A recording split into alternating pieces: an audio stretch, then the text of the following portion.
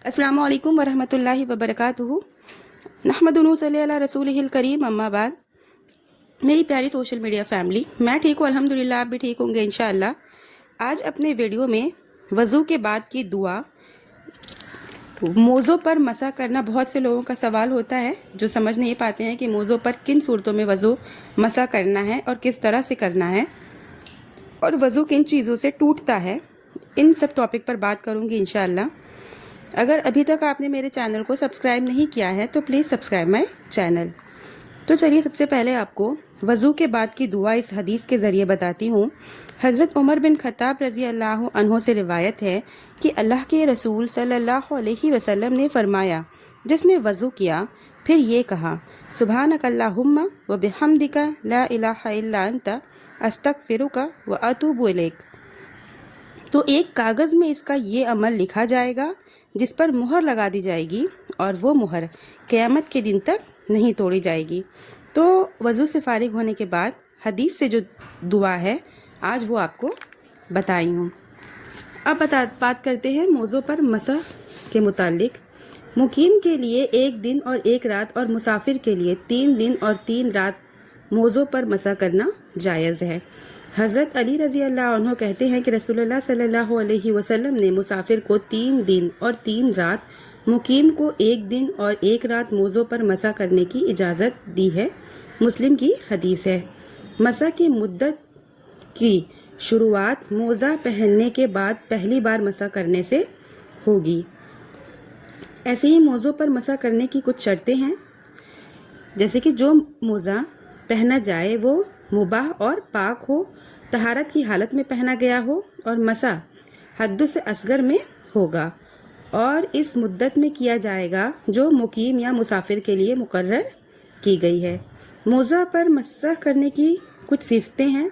आदमी पानी में अपना हाथ भिगोए, फिर अपने दाएं हाथ से दाएं पैर के मोज़े के ऊपर और ऊपरी हिस्से पर अपनी उंगलियों से पिंडली तक एक ही मर्तबा मसा करे। मोज़े के निचले हिस्से पर और पीछे मसा करने की ज़रूरत नहीं है और बाएं हाथ से बाएं मोज़े पर इसी तरह मसा करना है। मोज़ों पर मसा करना कुछ चीज़ें ऐसी हैं जिससे वो बातिल भी हो जाता है। जब पैर से मोज़ा निकाल लिया जाए, जब गुस्ल लाजिम हो जाए जैसे गुस्ले जनाबत, जब मसा की मुद्दत पूरी हो जाए। लेकिन मुद्दत ख़त्म होने के बाद वज़ू उसी हालत में टूटेगा जब नवाकिज़ वज़ू में से कोई चीज़ लाहक हो जाए। पगड़ी पर मसा करना जायज़ है और ज़रूरत के वक्त औरत अपने दुपट्टे पर मसा कर सकती है और इसमें वक्त की कोई कैद नहीं है। पगड़ी या दुपट्टे के अक्सर हिस्से पर मसा किया जाए और अफजल ये है कि इनको तहारत की हालत में पहना जाए। हज़रत उमर बिन उमैया रज़ी अल्लाह अन्हु कहते हैं कि मैंने रसूलुल्लाह सल्लल्लाहु अलैहि वसल्लम को अपनी पगड़ी और मोज़ों पर मसा करते हुए देखा है। बुखारी की हदीस है। मोज़ा, पायता व जूता, पगड़ी और दुपट्टे पर मसा हद से असगर में है, जैसे पेशाब, पखाना, नींद वगैरह, और मुद्दत मसा में जुनबी हो जाए तो फिर इस पर मसा नहीं कर सकते बल्कि अपना पूरा बदन धोएंगे। टूटी हुई हड्डी के बांधने की लकड़ी या पट्टी पर इसके खोलने तक मसा जायज़ है, अगरचे मुद्दत लंबी हो जाए या इसे जनाबत लाहक हो या इसे तहारत की हालत में न पहना हो।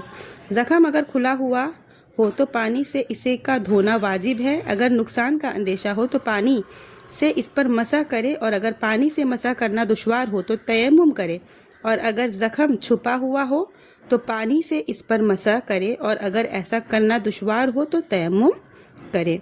इसे मुसाफिर के लिए मसा की मुद्दत की कोई तहद्दुद नहीं है जिसके लिए मोज़ा बार बार पहनना और निकालना दुश्वार हो, मसलन मुसलमानों की डाक धोने वाला। अब बात करेंगे किन चीज़ों से वज़ू टूटता है। दोनों रास्तों से निकलने वाली चीज़ें, मसलन पेशाब, पाखाना हुआ, हवा, मनी, मज़ी और खून वगैरह। वो गहरी नींद जिससे अकल ज़ायल हो जाए या जब आदमी बेहोश हो जाए या नशा में हो जाए। आदमी अपना ज़िक्र छुए या औरत अपना फ़र्ज छुए अगर इससे कुछ निकला हो। हर वो चीज़ जिससे गुस्ल वाजिब होता है जैसे जनाबत, हैज़ और नफास अगर मुरतद हो गए। अगर ऊँट का गोश्त खाए। حضرت جابر بن سمرہ رضی اللہ عنہ کہتے ہیں کہ ایک شخص نے رسول اللہ صلی اللہ علیہ وسلم سے پوچھا کہ کیا میں بکری کا گوشت کھانے کے بعد نئے طریقے سے وضو کرنا ضروری ہے؟ آپ صلی اللہ علیہ وسلم نے فرمایا اگر تم وضو کرنا چاہو تو کرو اور اگر نہ چاہو تو نہ کرو۔ اس نے کہا کیا اونٹ کے گوشت سے وضو کیا جائے گا؟ آپ نے فرمایا ہاں، تم اونٹ کے گوشت سے وضو کرو۔ مسلم کی حدیث ہے۔ جس کو طہارت کے بارے میں یقین ہو اور حدیث کے بارے میں شک ہو وہ یقین کے بنا پر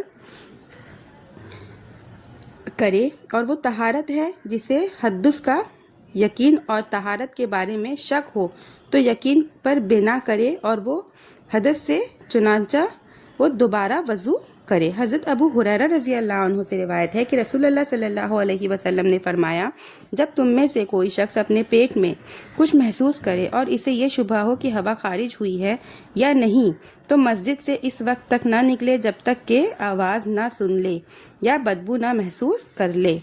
یہ بھی مسلم کی حدیث ہے۔ جو شخص اپنا ذکر چھوئے یا شہوت سے بیوی کو چھوئے اور کوئی چیز اس سے خارج نہ ہو، یا اپنا دبر چھو لے یا کسی چھوٹے بچے کی شرمگاہ چھو لے یا قے کر دے یا میت کو اٹھا کر لے جائے تو اس کے لیے وضو کرنا مستحب ہے، اور ہر حدث کے وقت وضو کرنا مستحب ہے، اور ہر نماز کے لیے اگر حدث لاحق نہ ہوا ہو تو وضو کرنا مستحب ہے، لیکن اگر حدث لاحق ہو گیا تو وضو کرنا واجب ہے۔ اگر کھڑے ہو کر یا بیٹھ کر یا پہلو کے بل لیٹ کر تھوڑا سو گیا تو وضو نہیں ٹوٹے گا۔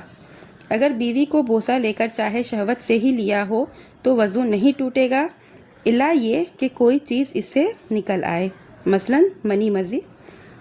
سونے کے وقت وضو کرنا سنت ہے۔ اسی طرح جنبی کے لیے جب سونے کا ارادہ کرے یا دوبارہ جمع کرنا چاہے تو وضو کرنا سنت ہے۔ جس جانور کا گوشت کھایا جائے اس کا پیشاب، گوبر اور منی اور آدمی کا منی پاک ہے، اسی طرح بلی کا جھوٹا بھی پاک ہے۔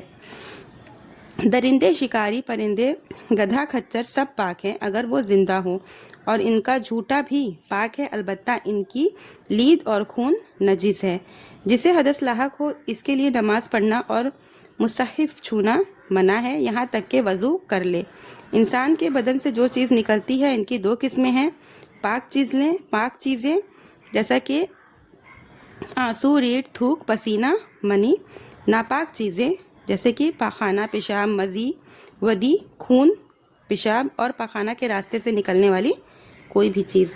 اگر خون دونوں راستوں سے نکلے تو وضو ٹوٹ جائے گا، لیکن اگر جسم کے بقیہ حصوں سے نکلے، مثلا ناک، دانت یا زخم وغیرہ سے، تو اس سے وضو نہیں ٹوٹے گا، خون کم ہو یا زیادہ، لیکن اس کا دھونا ضروری ہے۔ تو یہ چند چیزیں تھیں جس سے وضو نہیں ٹوٹ سکتا ہے، اور کن چیزوں سے نہیں ٹوٹتا ہے وہ بھی میں نے آپ کو اپنی ویڈیو میں سمجھا دی ہوں۔ امید کرتی ہوں آپ کو ویڈیو پسند آئی ہوگی۔